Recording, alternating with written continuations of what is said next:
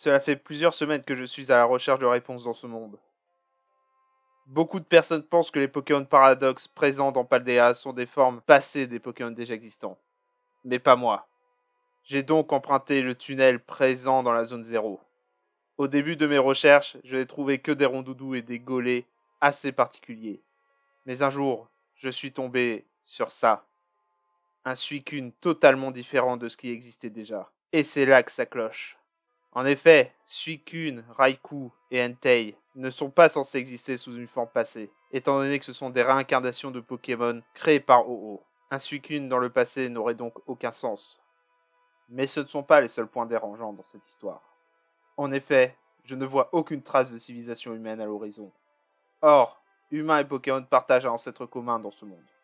Ce qui explique notamment pourquoi un télékinésiste peut avoir des pouvoirs psy, comme un Alakazam. Le second point est la reproduction des Pokémon Paradox. Comme vous le savez, à peu près tous les Pokémon peuvent se reproduire avec un métamorphe.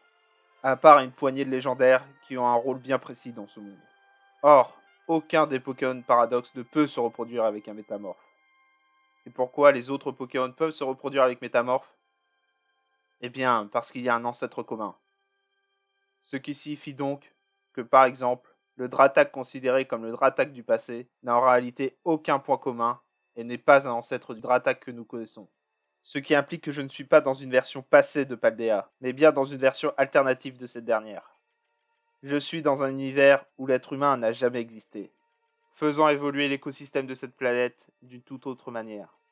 Sans la présence des êtres humains, certains Pokémon ont dû évoluer pour devenir plus agressifs, afin de survivre. Cependant, je ne peux affirmer que la non-présence des êtres humains soit la seule variable.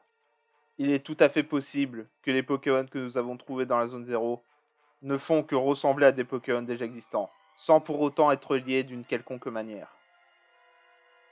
Je vais donc poursuivre mes recherches ici. J'espère trouver un jour la réponse.